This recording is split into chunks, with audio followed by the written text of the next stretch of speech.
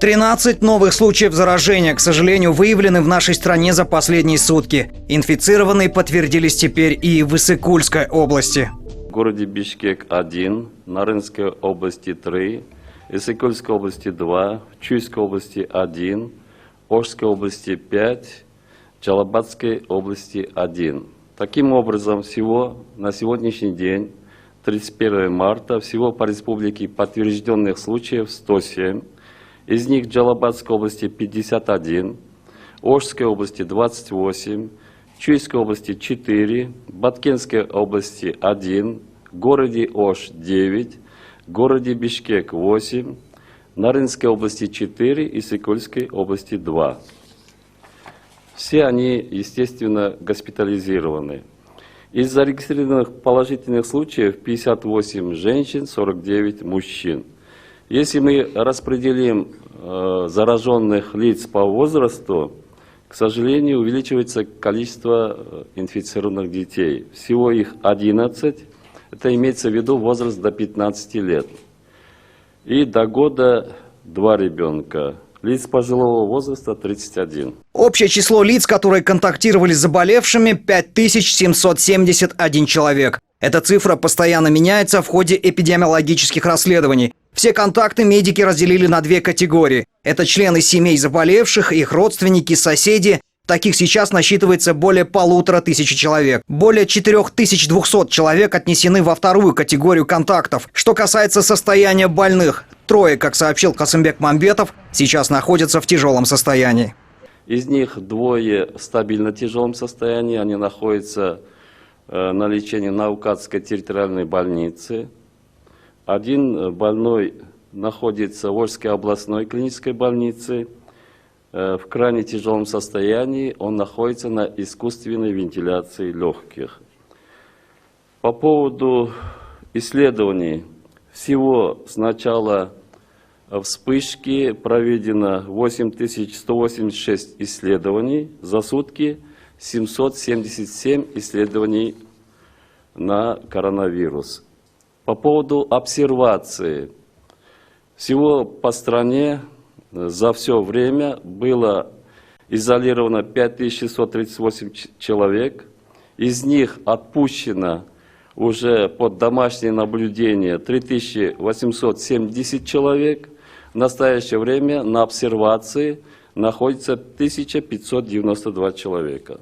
Сегодня 13, вчера 10. Итого за 2 дня 23 новых случая коронавируса, из которых, к сожалению, как отмечают медики, только 4 случая являются завозными. 19 человек из выявленных за 2 дня заразились уже внутри страны.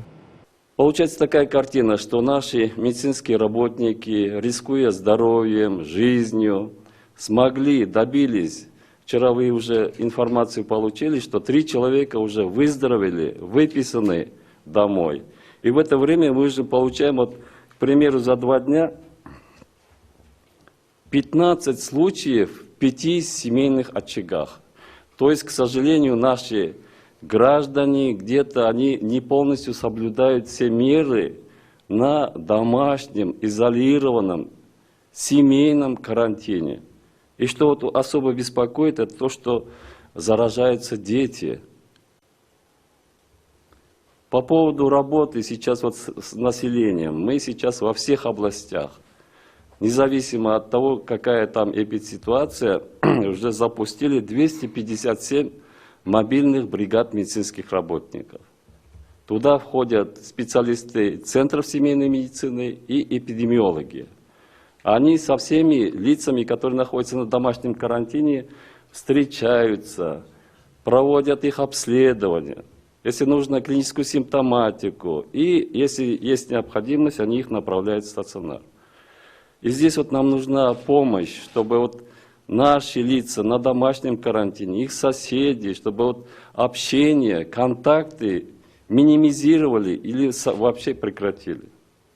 Граждане и прежде всего те, кому предписали строгий домашний карантин, наконец должны понять, что такое пренебрежительное отношение к себе, к своим родным и всему обществу несет большую угрозу. Сейчас медики, рискуя своим здоровьем, работают непосредственно с больными. Очень много вопросов насчет того, что как мы готовы сейчас к возможному увеличению количества инфицированных. Система здравоохранения готова. Есть резерв коек, подготовленные специалисты. Наши специалисты работают по самой современной, ВОЗовской уже одобренной Всемирной организации здравоохранения клиническому руководству. Мы первое клиническое руководство уже запустили, уже в сети.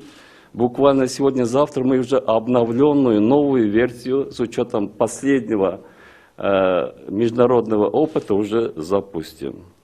180 человек, медиков, они уже готовы добровольцами выехать в любой регион, чтобы оказать уже помощь местным медицинским работникам. Среди врачей, как отметил Касымбек Мамбетов, подтвержденных случаев заражения, к счастью, нет. Сейчас решаются вопросы транспортировки медиков до места работы и обратно. Были очень много вопросов насчет того, что медицинские работники не могут доехать до места работы и обратно домой. С каждым днем эта цифра увеличивается. На сегодняшний день 797 единиц автотранспорта уже нами обеспечены. Спасибо международным организациям, органам местного самоуправления. Этот процесс изо дня в день нормализуется. По поводу медикаментов. У населения есть вопросы, конечно, насколько мы готовы. Мы готовы на ближайшие уже, я имею в виду, что недели у нас трехмесячный запас медикаментов в лечебных организациях имеется. По поводу зараженных, там есть специальные препараты, называются антивирусными. Есть в наличии, и мы еще работаем с международными организациями. Они нам обещают в этом отношении помочь. Что касается средств индивидуальной защиты, то, по словам Мамбетова, особый упор сейчас делается на обеспечение ими медиков, которые сейчас работают в очагах, а также тех, кто непосредственно работает с больными в инфекционных отделениях. Все они, как отмечается, обеспечены средствами защиты, а остальных работников оснащают по мере возможности. Что касается качества тест-систем, то в их достоверности Минздрав не сомневается. Все тест-системы, по словам Мамбетова, проходят тщательную проверку по эталону и только потом применяются для диагностики.